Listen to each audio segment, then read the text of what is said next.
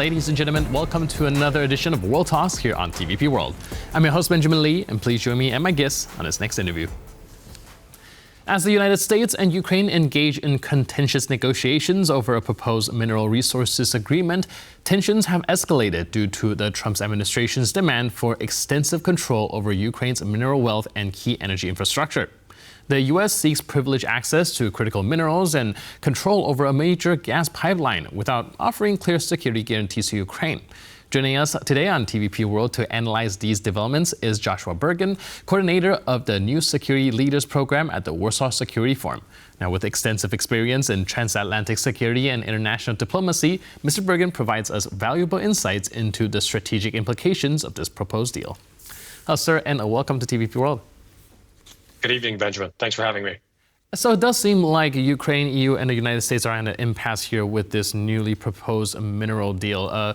U.S. is seeking privileged access to Ukraine's minerals as well as key energy pipeline, while the EU says this is going to hinder its EU aspiration. Where do you think things will go from here?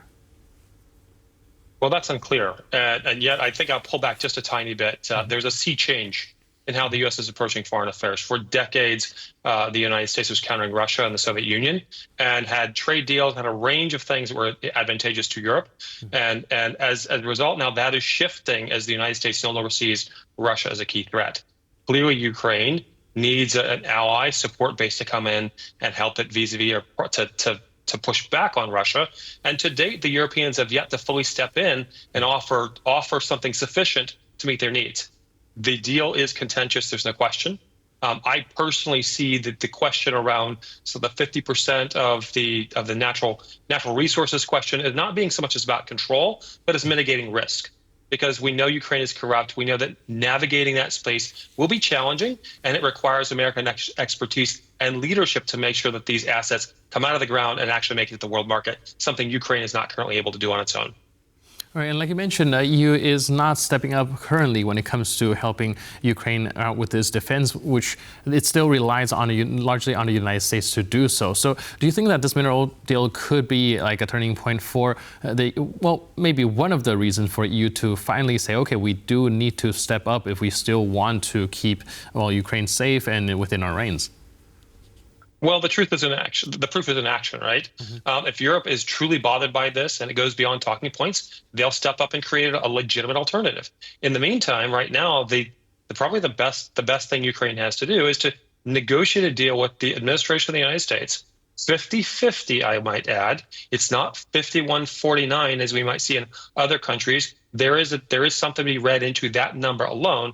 But the notion that American interests, American investment, American personnel will be bringing technical expertise to the table, I think legitimizes it in a way that none other does. And the idea that American security assurances wouldn't be part and parcel to its significant investments, I just see as anathema. I know Ukraine wants that in writing, but to date, for reasons I'm not clear on, the administration is not willing to offer that. But the idea that it isn't implicit, to me is a bit surprising. It's clear America will protect its financial interests.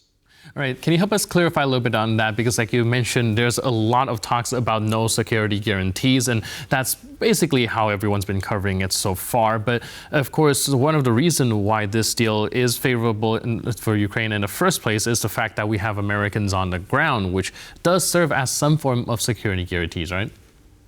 I would certainly see that. It's not just Americans on the ground, although that is a piece of it. It's also significant capital that would have to be invested, the capacity, the know-how, the oversight. At the same time, it would create an enormous number of Ukrainian jobs, something that again, to date, the resources have been there for decades. If Ukraine could have brought these items to market already, they would have. They do need an external partner that can bring organization, know-how, technology, and capital. And as a result, they too will have better jobs. The outgrowth of that is the United States is not with presidential oversight going to commit billions and billions of dollars and then stand to watch Russia attack that later. That's just incredibly hard to believe. And then importantly, the notion that it's not explicitly there, I don't think Ukraine should interpret that to mean that it wouldn't be there as a result. All right. Now, the European Union is very strong on this, saying that this deal is going to hinder Ukraine's EU aspirations. And do you think that there is validity to that? And How do you see giving U.S. privileged access to Ukrainian mineral will make it harder for Ukraine to be part of the EU? So I'm not sure what their logic is. Perhaps there is a percentage number, perhaps there's something that's esoteric, but where there's political will, if there's will for Ukraine to be part of the EU or NATO in the future, that can and will happen. In the meantime, Ukraine needs to be stabilized in the face of an aggressor that even today launched ballistic missiles at a group of civilians gathering for prayers and the Palm Sunday holiday.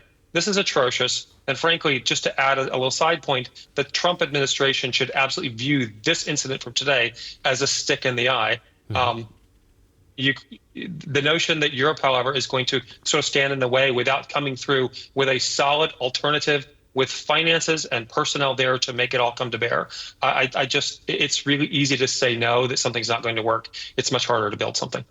Right. Like you mentioned, this attack that took place in Sumy is, relatively significant, even compared to most of the civilian attacks that have taken place on Palm Sunday. And the U.S. administration seemed to also have been sending some messages. It does seem like Trump is growing increasingly impatient with the way that Russia negotiates. Do you think that this might give Ukrainians a better deal going forward, seeing that, perhaps Trump is engaging in this negotiation a little bit differently from since the beginning?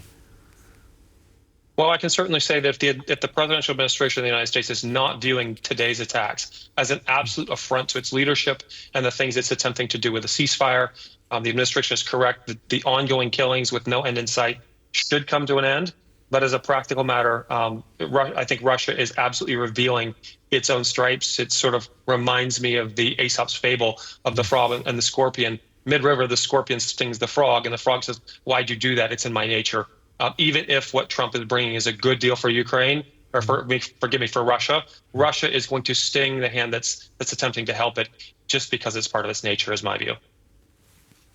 So going back to this mineral deal, like what I've mentioned, it is a little bit of an impasse, and Ukraine is still struggling to decide whether it wants to take the deal or not, with the EU perhaps also be in the way of things.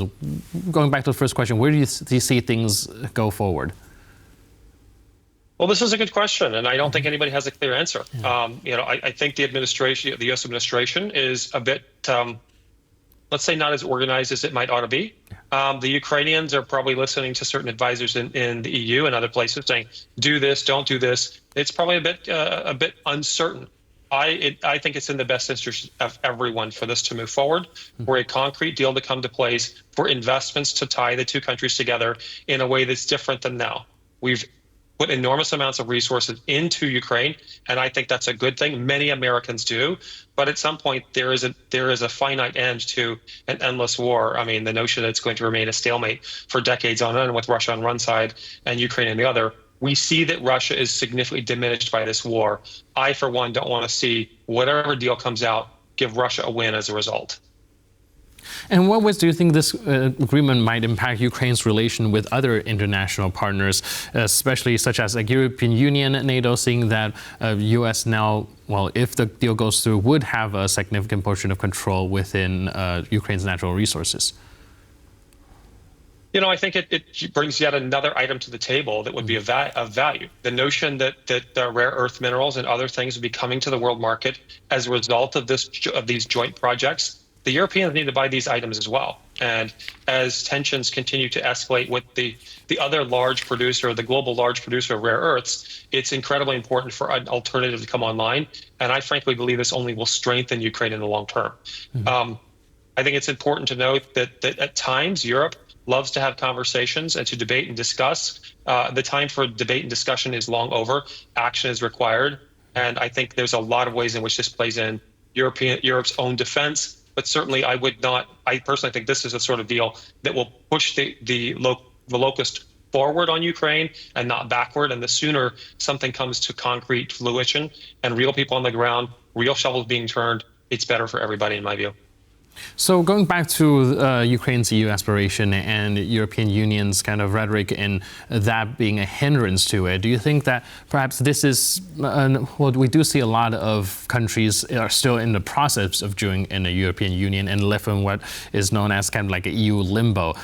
So do you think that this is something that the European Union is perhaps just dangling in front of Ukraine to not accept the deal, or it's another way around where perhaps this deal would be for them to have another reason, perhaps, to delay Ukraine's accession into the EU? Well, I don't want to speculate on what the European motives are. As you've already pointed out, we can see numerous countries around the continent who have moved heaven and earth to meet their obligations, to meet the requirements of the EU, only to be denied access. I think Ukraine should certainly keep this in mind. Building its own capacity and making it attractive, as opposed to simply being a charity state, I think is in its interest. So Ukraine right now should move forward where at all possible to build its capacity, build its worth and value to the world. And then I think the EU will be much less resistant or much less likely to play games with its membership or accession, because it has something valuable to bring to the table beyond, certain food stocks and sunflower oil. This is a real world project that would enrich Ukraine, bring value to Ukraine. Certainly others would benefit. But I think it would make Ukraine more attractive to the EU down the road, since it's not clear how serious the EU is about accession for Ukraine anytime soon. Right, and we do have a little bit of time left. I want to pick your brains on the discussion with Russia, because, like you said, there's a lot of mask-off movement that took place very recently, and it does seem like they don't really want a deal, rather than just using this as an opportunity to get what they can take. Do you think there's any plans in the U.S. administration currently right now to kind of be more flexible when it comes to dealing with Russia, compared to their previous rhetoric? Well, I think they've been fairly flexible with Russia ongoing to this point, to be real honest. That said, I do think that the administration's patience will wane. I've long voiced some concerns around this administration and its leadership team. I know some of them, I believe in them, but when you compare that to let's say, Putin or Lavrov, masters of sort of international intrigue and intelligence services for decades, you're at a decided disadvantage. Nevertheless, the gamesmanship can only go so long. Right. I personally think today is one of those strikes on intent that is going to cause some in Washington to wake up, when you have literally dozens and dozens of civilians killed on a religious holiday with something that could only be described as intentional. You don't target a ballistic missile to a city center without intent to kill civilians. This is not a military target. I suspect it's going to cause the administration to shake things up a bit. All right. Trump recently made the statement where he says, put up or shut up. What do you think he means by that? I think it clearly means it's one thing to talk, it's time for action. And the Russians are showing action, and it's only negative actions to date. They continue to have aspirations to rebuild the former Soviet bloc. This is not in the interest of Europe or the United States. And I don't see their actions as going to anything other than to their interest. And it's time for the West, genuinely, not just the United States, but Europe as well, to put a stop to their actions. All right. Thank you so much for your input and insight. I really appreciate it. And thanks for being with us on TVP World. Thank you for having me. Cheers. And thank you for tuning into this edition of World Talks. But for more news, update, and commentary, please stay tuned to TVP World.